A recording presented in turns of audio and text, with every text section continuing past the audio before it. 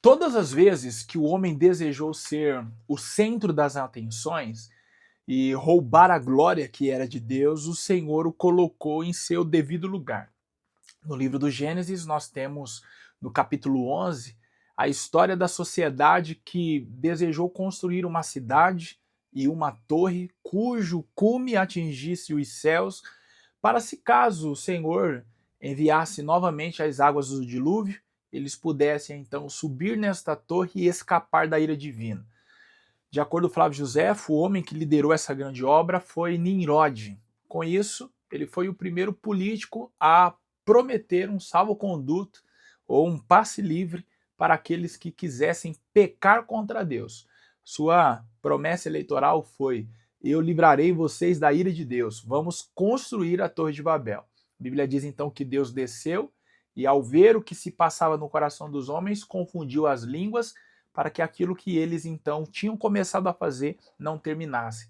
A Bíblia também nos mostra no livro de Daniel, Nabucodonosor, olhando para a grande Babilônia e dizendo que tudo aquilo havia sido conquistado pelo poder do seu braço.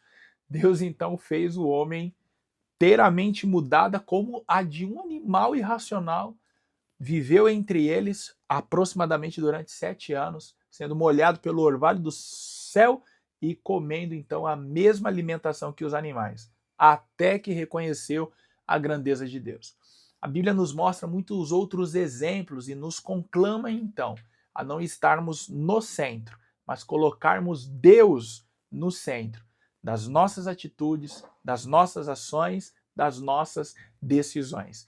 É sobre isso que nós iremos falar hoje. Eu sou o pastor Lucas Gomes, professor de hermenêutica e homilética. Inclusive, eu escrevi um livro falando sobre o tema Mentoria para Pregadores. Aqui eu oriento leituras com o fim da interpretação. Então, se você deseja entender aquilo que você lê, isso eu me refiro à Bíblia e até mesmo à revista da Escola Dominical, este é o livro escrito pensado em você, porque aqui você vai aprender a organizar um sermão com introdução, desenvolvimento e também conclusão.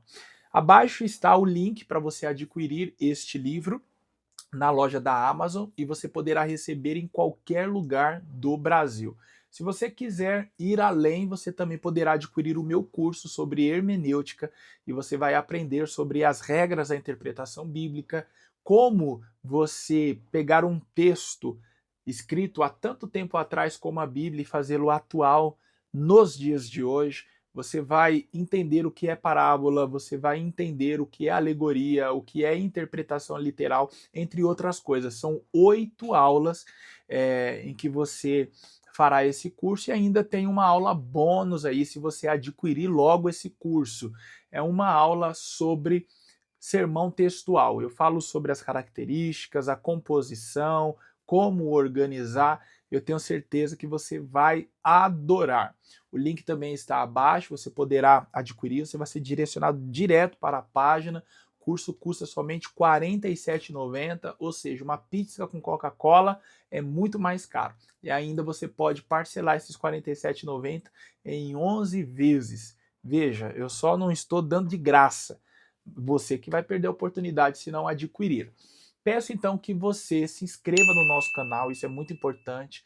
Ative o sininho e compartilhe com amigos, jovens, adolescentes que você sabe que não conseguem participar da escola dominical ou que você quer trazê-los para a IBD. Manda o link e fala assim, ó, é isso que a gente vai aprender próximo domingo. E eu tenho certeza que nos demais, ele entendendo que você está ali para preparar, para entregar bons conteúdos, ele não vai faltar. Então, ajuda a gente, eu quero agradecer também, pois em somente 3 aulas, nós, nesse quarto trimestre, conseguimos aí mais de 300 inscritos. Gente, isso daí é um absurdo, sabe? Eu estou maravilhado, sério, de verdade.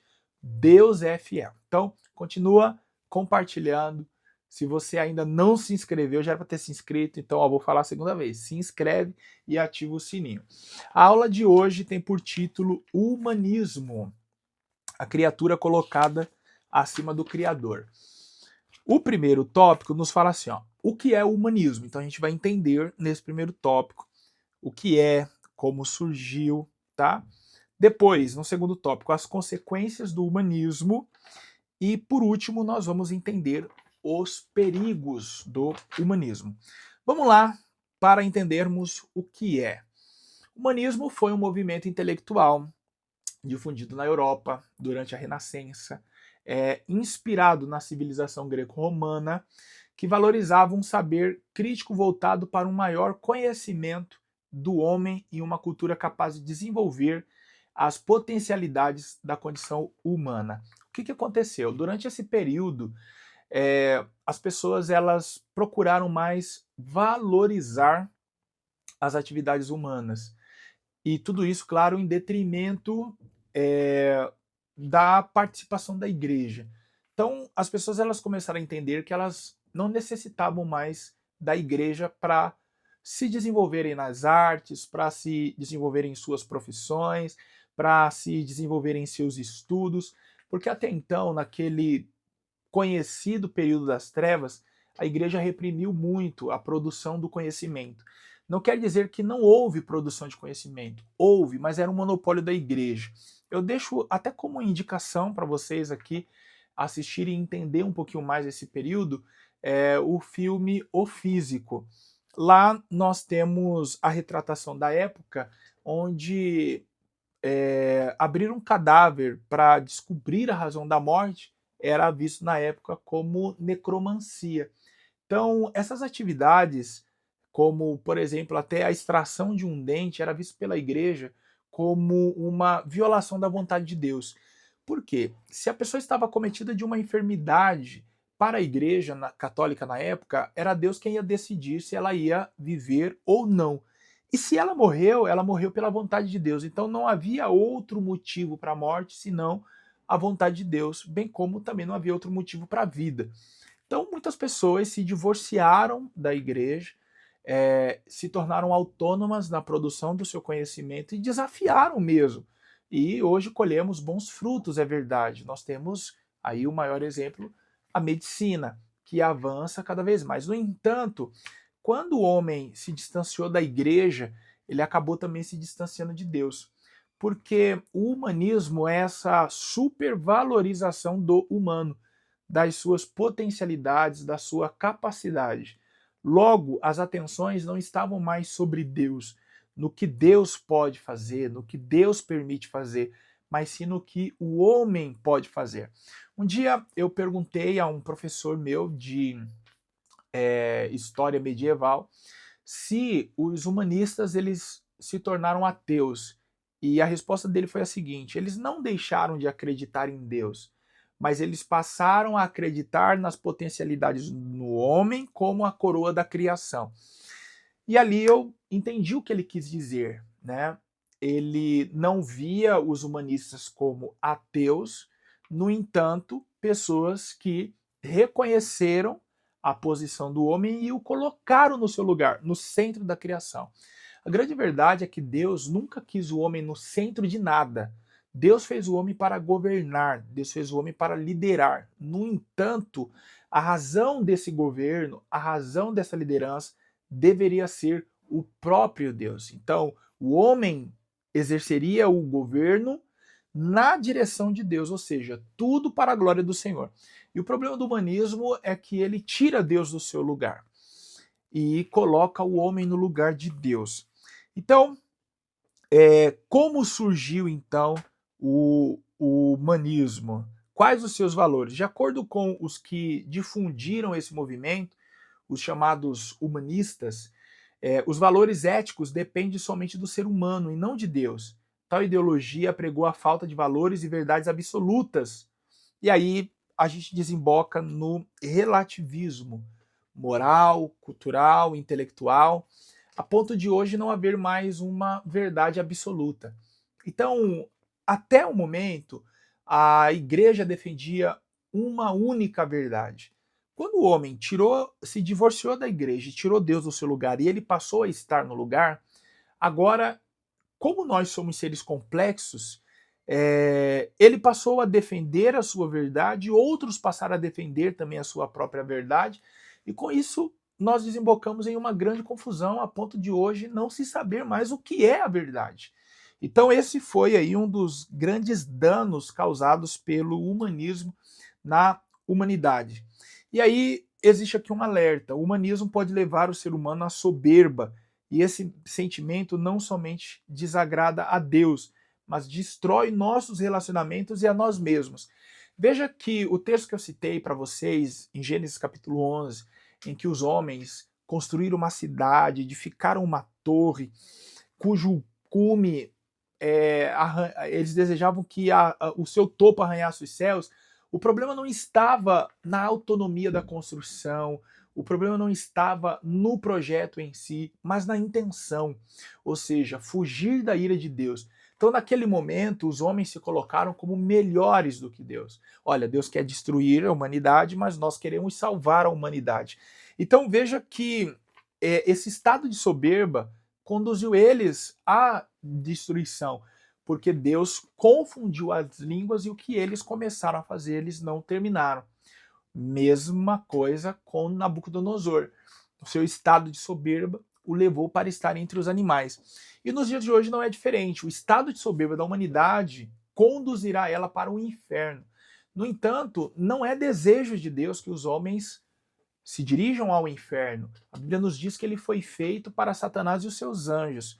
No entanto, o diabo, ele traz ao coração dos homens o desejo de se divorciarem de Deus, se colocarem na cadeira de Deus, para se tornarem alvos da ira de Deus. Porque Lúcifer desejou isso. Ele quis se assentar no trono de Deus. E ele foi alvo de todo o juízo de Deus e perdeu aquilo que hoje nós ganhamos de graça: a oportunidade de estar na presença de Deus. Então, o humanismo ele traz essa soberba, faz as pessoas acharem que elas podem viver independentemente de Deus. E só precisa de Deus aqueles que são menos favorecidos financeiramente, emocionalmente. Então, pessoas que se julgam bem financeiramente, fortes emocionalmente, elas normalmente dizem não precisar de Deus. É por isso que nós temos muitos médicos ateus, filósofos ateus, professores ateus, cientistas ateus, porque são pessoas que atingiram um grau de conhecimento tão grande que elas passaram a perceber o seu lugar na história, nas invenções, nos grandes feitos, que elas então perceberam que Deus não estava ali. Bom, o segundo tópico nos diz as consequências do humanismo. O movimento humanista rompeu com o teocentrismo. Dessa forma, eles passaram a se importar mais com assuntos que não têm origem em Deus, rejeitando-o como soberano sobre tudo e todos. No dito período das trevas, tudo convergia para Deus, vamos assim dizer. Sob a manipulação da igreja, é verdade? Esse foi o grande problema? Sim. Mas as coisas convergiam para Deus. Então, a produção intelectual, as músicas, as artes, tudo convergia para Deus. Depois que o homem rompeu com a igreja, se distanciou de Deus, agora nada mais converge para Deus. A arte, por exemplo, foi Deus que colocou no coração do homem a sensibilidade para percebê-la, para criá-la, desde que ela então glorificasse o Senhor. Então, todas as vezes que eu me torno sensível diante de algo que concerne a Deus, eu estou então colocando a arte a serviço do Senhor, tá? Então, vamos assim dizer, alguém apresentar um programa de televisão, é um artista, aí nós temos pessoas que fazem filmes evangélicos. Ele também é um artista, no entanto, a arte dele está a serviço de Deus, está glorificando o Senhor. De outro lado, também precisamos estar atentos para não cair no mesmo perigo e laços que os humanistas caem, que é acreditar que aquilo que fazem, podem, conquistam, são independentes de Deus. Muitos crentes às vezes oram ao Senhor, pedindo a Deus que lhes abram a porta, lhes abençoe, e quando eles então são abençoados, eles se esquecem que foi o Senhor que deu. Foi o que aconteceu com Nabucodonosor, por exemplo. Deus deu a ele toda a glória, todo o poder. Ele não glorificou ao Senhor. Então, por isso que ele foi punido. O terceiro e último tópico nos fala então sobre o perigo do humanismo. E aí no último parágrafo nos diz assim, ó, há um perigo rondando os jovens atualmente. Muitos se declaram ser religião, embora infelizmente um grande número é oriundo de lares cristãos. Por este motivo, é de suma importância que você tenha bases cristãs solidificadas na palavra de Deus para combater as ideologias humanistas, que confrontam a sua fé no Senhor Todo-Poderoso. Será sem motivo que muitos jovens se denominam ateus, mesmo vindo de lares cristãos? Será que são lares cristãos ou são lares de pessoas que frequentam a igreja? Porque o lugar onde devemos viver verdadeiramente o evangelho é dentro da nossa casa. Então nós temos aí um grupo de pessoas que fora da porta de casa procuram viver o evangelho, mas da porta de dentro, da porta para dentro de casa, não vivem o evangelho. Então, se ouve falar de obreiros que agridem as suas esposas, agridem os seus filhos, se ouve falar de mulheres que também agridem seus filhos, não cuidam da casa, não são responsáveis pela família, e os filhos estão atentos a todos os movimentos dos pais. Se a vida que o pai prega do lado de fora, a mãe prega na igreja, não estiver de acordo com a vida que eles vivem dentro de casa, esses filhos irão reagir dessa forma, se distanciando de Deus, porque eles vão acreditar que Deus não existe, ou se existe, se coloca indiferente aos problemas da casa dele. Então é importante você, professor, ter um diálogo próximo com os seus jovens, os seus adolescentes, para entender até mesmo o contexto de vida, muitas vezes antes de criticá-los quando eles não querem mais ir à igreja ou participar de algumas atividades. Pode ser que dentro de casa eles tenham uma visão distorcida do que é cristianismo. E justamente por isso o Senhor tem levantado professores, líderes, pastores, para serem a referência na ausência de um pai e de uma mãe que verdadeiramente servem ao Senhor e deveriam ser espelho para os seus filhos. A próxima lição tem por título Hedonismo, ser feliz a qualquer custo.